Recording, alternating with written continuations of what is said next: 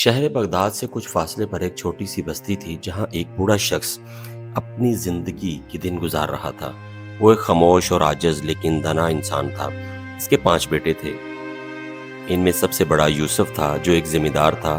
یوسف پورا دن کھیتوں میں محنت کرتا تھا، زمین کو سجاتا اور فصل کی دیکھ بھال کرتا، لیکن والدین کی خدمت کرتے ہوئے کبھی کبھار وہ اکتا جاتا اور دل ہی دل میں سوچتا یہ ذمہ داری کب ختم ہوگی۔ شام کو یوسف تھکا ہارا کھیتوں سے لوٹتا تو اس کا بوڑھا باپ حکیم خاموشی سے بیٹے کی تکلیف کو محسوس کرتا۔ حکیم کے دل میں بیٹے کے لیے بے پناہ محبت تھی، لیکن وہ کچھ کہے بغیر فقط اپنی نظریں جھکا لیتا۔ کچھ عرصہ بعد حکیم نے اپنے بیٹے یوسف کے رویے میں تبدیلی محسوس کرنی شروع کی۔ وہ جانتا تھا یوسف اپنی تکلیف اور ذمہ داریوں کے بوجھ تلے دب چکا ہے، اور شاید اسے یہ محسوس ہونے لگا ہے کہ بوڑھا باپ اب اس کے لیے ایک بوجھ بن گیا ہے۔ یوسف کا رویہ اس کے والد کو پریشان کرنے لگا۔ وہ اپنی زندگی کی آخری ایام سکون سے گزارنا چاہتا تھا، لیکن یوسف کی بے رخی نے اسے غمگین کر دیا۔ کچھ عرصہ بعد حکیم نے یوسف کو قریب بلایا اور کہا، بیٹا مجھے معلوم ہے تم پر بوجھ بڑھ گیا ہے۔ فکر نہ کرو، میں زیادہ دن تمہارے ساتھ نہیں رہوں گا۔ 2-3 دن بعد میں دوسرے بیٹے کے پاس چلا جاؤں گا۔ تم اپنے کام اور زندگی پر دھیان دو، میرے لیے پریشان نہ ہونا۔ یوسف یہ سن کر کچھ دیر خاموش رہا۔ دل میں ندامت کی ہلکی سی لہر اٹھی، مگر اس کے لبوں پر کوئی سخت یا رکنے والے الفاظ نہ آئے۔ کچھ دن گزرنے کے بعد بوڑھا حکیم یوسف کے گھر سے نکل کر دوسرے بیٹے فاروق کے پاس چلا گیا، جو ایک کامیاب تاجر تھا۔ مال و دولت کی کمی نہ تھی۔ بوڑھا باپ فاروق کے گھر رہنے لگا، لیکن فاروق کا یہ رویہ بھی قابل افسوس تھا۔ فاروق کے لیے کاروبار کی مصروفیات زیادہ اہم تھی، جبکہ اس کی بیوی سسر کو ہمیشہ نظر انداز کرتی اور ان سے بات کرنے کی زحمت بھی نہ اٹھاتی۔ حکیم دن بھر خاموشی سے ایک کونے میں بیٹھا رہتا، دل میں اپنے بیٹے کو بدلتی ہوئی محبت کا غم لینے لیے، مگر اپنی تکلیف کو کبھی زبان پر نہ لاتا۔ بوڑھے حکیم کا وقت غموں کے ساتھ گزر رہا تھا۔ ایک دن فاروق نے اپنی بیوی کی باتوں میں آ کر والد سے کہا، بابا، آپ کو میرے ساتھ کاروبار میں مدد کرنی چاہیے تاکہ آپ کی موجودگی میں مجھے بھی کچھ فائدہ ہو۔ یہ سن کر بوڑھا حکیم خاموش رہا۔ اس کی جھکی ہوئی کمر، کمزور ہاتھ اور تھکا ہوا جسم اس کی بات کی گواہی دے رہے تھے کہ اب وہ کسی بھی محنت کے قابل نہیں رہا۔ لیکن اس نے اپنے بیٹے کی بات کا برا نہ منایا، کیونکہ وہ جانتا تھا کہ فاروق اسے صرف ذمہ داریوں کے پیمانے سے دیکھ رہا ہے، محبت کی نہیں۔ ساری رات بوڑھے باپ نے کھانسی اور درد بھری فریاد سے تنگ ہو کر فاروق کی بیوی نے کہا، یہ بوڑھا انسان ہمیں مزید پریشان کر رہا ہے۔ ان کے اور بھی بچے تو ہیں، وہاں جا کر بھی تو زندگی گزار سکتے ہیں۔ فاروق بھی ایک کم ظرف آدمی تھا۔ اس نے اپنے بوڑھے باپ سے کہا، بابا، اگر آپ تنگ ہیں تو کوئی بات نہیں، چاہے تو وہ دوسرے بیٹے کے پاس چلے جائیں، وہاں آپ کو سکون سے رہیں گے۔ آپ کے علاج کے لیے پیسے بھی دے دوں گا۔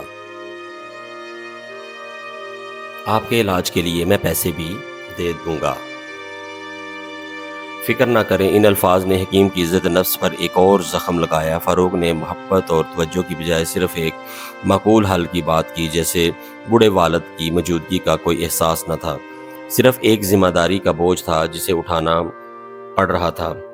بوڑھا حکیم فاروق کے ہاں سے نکل کر تیسرے بیٹے عثمان کے پاس چلا گیا۔ عثمان ایک محنتی کسان تھا، وہ اپنی زمینوں پر کام کرتا تھا۔ اس نے اپنے والدین کا احترام کیا، لیکن ان کے پاس زیادہ وقت نہیں تھا۔ وہ دن بھر کھیتوں میں مصروف رہتا، شام کو گھر آ کر بیوی بچوں کے ساتھ وقت گزارتا۔ بوڑھے والد کی بیماری اور دل کی گہری اداسی پر اس کا دھیان کبھی نہ گیا۔ عثمان جب صبح کام پر جاتا تو اس کی بیوی ہمیشہ اپنے بچوں کو سسر کے پاس بٹھا کر ان سے کھیلنے کو کہتی۔ بوڑھا حکیم جو بیماریوں اور کمزوریوں سے کانپ رہا تھا، یہ منظر دیکھ کر دل میں شدید غم کا شکار ہو جاتا۔ عثمان کے گھر میں والد کی حالت مزید خراب ہوتی گئی۔ آخرکار وہاں سے بھی چلا گیا۔ اس بار اس نے چوتھے بیٹے احمد کے یہاں جانے کا فیصلہ کیا۔ احمد، جو کہ ایک دھوکہ باز اور لالچی انسان تھا، اپنے والد کا استقبال کرنے کے لیے بہت خوش تھا۔ احمد کی خوشی محض لالچ کی باعث تھی، نہ کہ اپنے والد سے محبت کی۔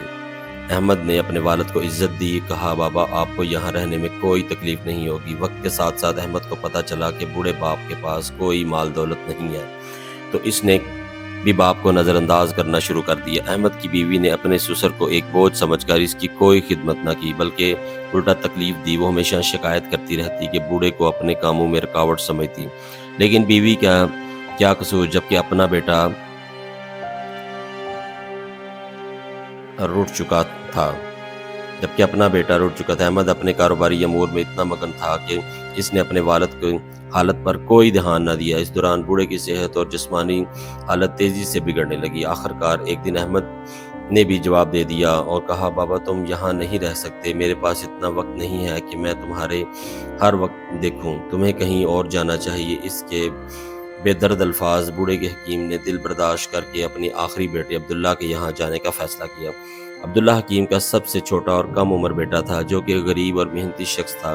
دہاڑی لگا کر جو پیسے کماتا، ان پیسوں سے وہ اپنے باپ کے لیے دوائیاں خریدتا، اپنے گھر کا خرچ چلانے کی کوشش کرتا۔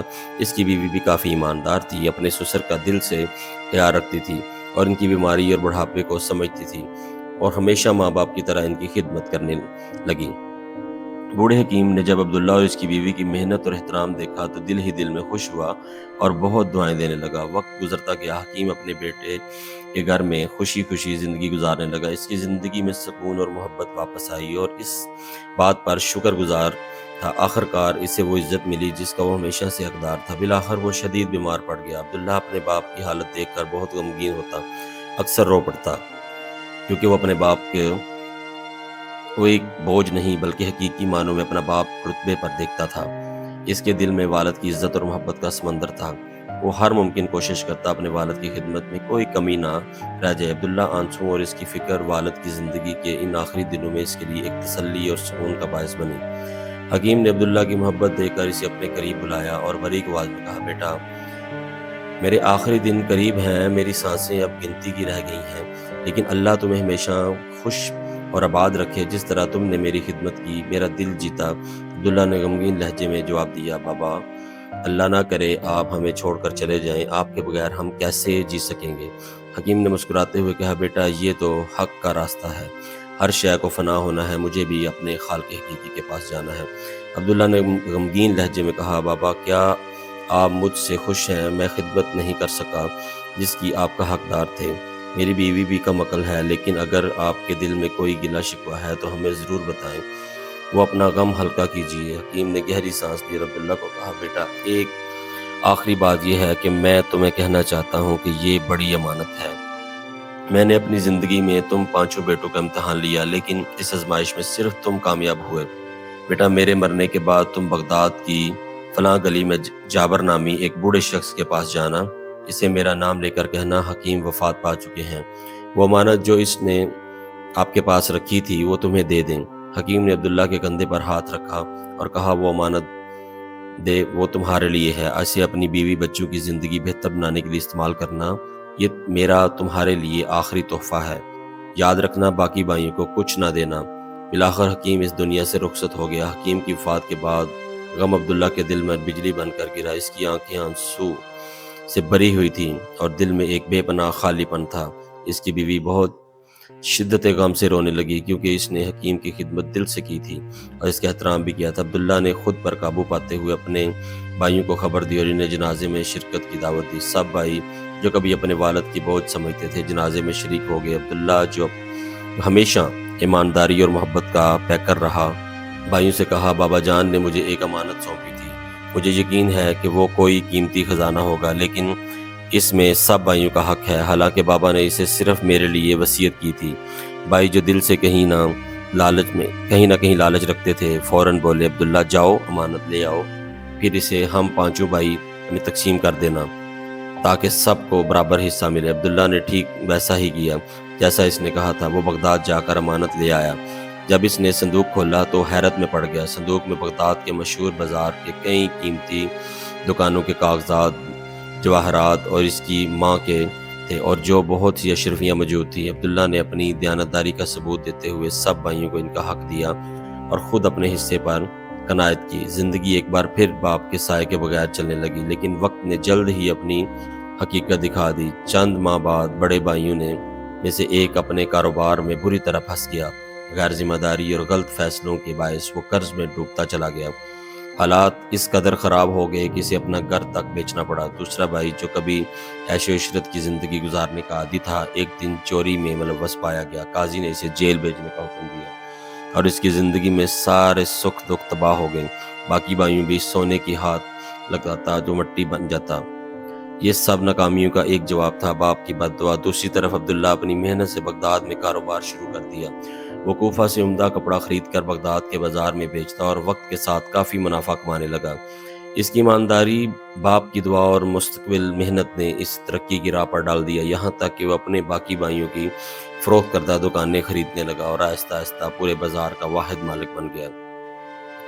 جو بھائی کبھی خود کو دولت مند سمجھتے تھے، اب وقت کے مارے ہوئے عبداللہ کے در پر سوال کرنے آنے لگے۔ عبداللہ جو ایک رحم دل اور شفیق انسان تھا، ان کی مدد کرتا، انہیں خالی ہاتھ واپس نہ جانے دیتا۔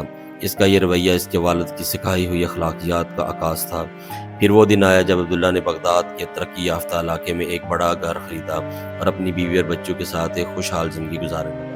وہ زندگی اس کے موڑ پر بھی اپنے والد کی دعاؤں اور تعلیمات کو یاد رکھتا تھا۔ کہتا تھا کہ آپ کی دعاؤں نے مجھے بغداد کا امیر بنایا، لیکن آپ کے سائے کی محرومی مجھے غمگین کر دیتی ہے۔ اللہ تعالیٰ آپ کو جنت میں اعلیٰ مقام عطا فرمائے۔ مزید دوستوں، اس کہانی سے ہمیں 3 قیمتی اسباق ملتے ہیں۔ نمبر 1، والدین کی ذمہ داری، اپنے بچوں کی بہترین تربیت تاکہ وہ بعد میں بھی صرف اس کا سہارا بنے بلکہ زندگی کی مشکلات کا سامنا حکمت اور صبر سے کریں۔ ایک بیٹے کے طور پر والدین کو کبھی بوجھ نہ سمجھیں، کیونکہ وقت کا پہیہ گھومتا ہے اور کل آپ خود اسی مقام پر ہو سکتے ہیں جہاں والدین آپ سے محبت و توجہ کی امید کرتے تھے۔ نمبر 3، والدین کے ساتھ محبت، عزت، اچھا رویہ اختیار کریں۔ نہ صرف آپ کے مستقبل کو روشن کر دیتا ہے بلکہ آخرت میں بھی بے شمار انعامات کا باعث بنتا ہے۔ والدین چاہے جیسے بھی ہوں، ان کی خدمت بیٹے کا فرض ہے، کیونکہ ان کی دعائیں آپ کی زندگی کے سب سے بڑا سرمایہ ہے۔ مجھے امید ہے کہ آپ نے اس کہانی سے بہت کچھ سیکھا ہوگا۔ اگر آپ کو یہ سبق آموز کہانی پسند آئے تو آپ کو مزید پرانی اور نصیحت آموز کہانیاں سننا پسند ہے تو آپ ہمارے چینل کو سبسکرائب کریں، ویڈیو کو لائک کریں اور اپنے دوستوں کے ساتھ شیئر کریں۔ اس واقعے کے بارے میں اپنی قیمتی رائے کمنٹ میں ضرور لکھیں۔ آپ کی رائے ہمارے لیے بہت اہم ہے۔ شکریہ۔